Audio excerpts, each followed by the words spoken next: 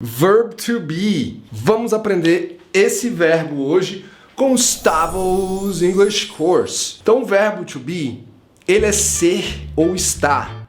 Por que ele é tão importante no inglês e que todo mundo fala sobre ele? É porque estamos sempre sendo, estamos em algum lugar. All the time. Oh my God, something's in my eye. Então aí, antes de começar esse vídeo, senta o dedo no like, porque é certeza que hoje você vai aprender as 8 formas que existe no verbo to be e você nunca mais vai se confundir e ter que estudar o verbo to be de novo. Depois desse vídeo, você vai entender o verbo to be por completo. And let's go! O verbo to be tem 8 formas e vamos falar sobre ela hoje. No Brasil, o verbo to be é o grande vilão para quem está aprendendo inglês e geralmente uma pessoa fica 5 anos. Ficava, né? Hoje em dia temos o YouTube aqui e professores que vão te ensinar o verbo to be certo.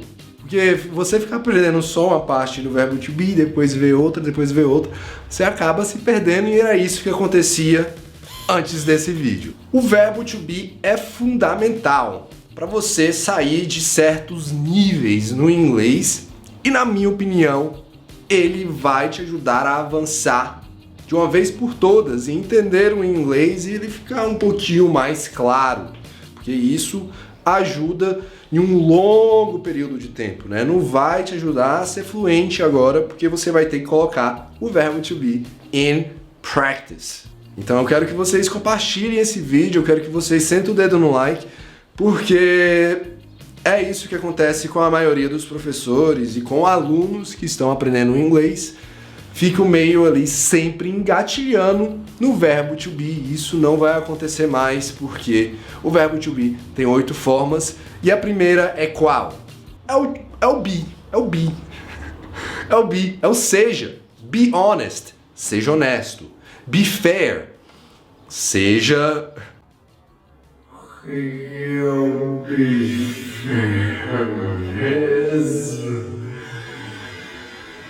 Seja tipo justo. Be fair, seja justo.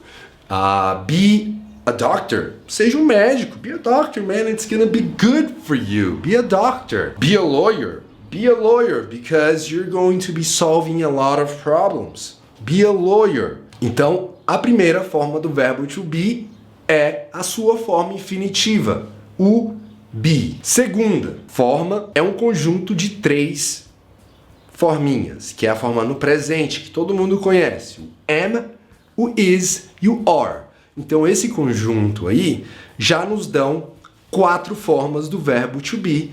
Eu tenho certeza que você sabe usar o am, o is e o are. Se você não sabe, deixa um comentário aqui embaixo que eu vou fazer um vídeo bem certinho explicando o am, o is e o are na hora de afirmar, na hora de negar. Posso adicionar ali uns tag questions, porque eles são bem legais para você usar isso no seu dia a dia e praticar mais o seu inglês usando essas formas que todo professor deveria ter te ensinado há muito tempo atrás.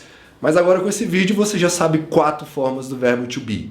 Be, am, is, are. Agora as outras 2 formas vêm no passado, o was e o were. O was e o were nos dão agora 6 formas do verbo to be, certo? E eu tenho certeza que agora vocês vão chegar na conclusão da 7ª forma, se você conhece o past participle dos verbos. Todos os verbos, eles têm 3 formas: presente, passado e past participle, que chamamos. E o verbo to be, ele nesse caso, ele é irregular, porque ele muda em todas essas formas e ele tem no presente 3 forminhas e no passado 2. Mas agora chegando no past participle, ele se transforma no bem. Não, né? No bem 10, não. No bem, ben, tá? A pronúncia certa, ben. Been. I've been.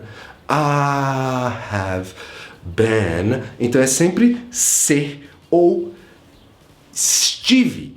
Eu já estive em São Paulo. I have been to São Paulo. Então, chegamos na nossa sétima forma do verbo to be. E a última forma do verbo to be é no gerúndio. Você adiciona o ing, to being. I'm being honest. Eu estou sendo honesto. I'm being. E ele sempre vai vir depois do verbo to be. Porque você usa ele duas vezes, igual você consegue usar o verbo to do duas vezes, o verbo to have duas vezes em uma única frase. Isso acontece com o verbo to be também. Se você acredita que esse vídeo transformou a sua vida, deixe um comentário aqui embaixo com 8 frases usando o verbo to be para você nunca mais esquecer. Se você realmente quer lembrar disso, assista esse vídeo novamente depois de 7 dias. Peace!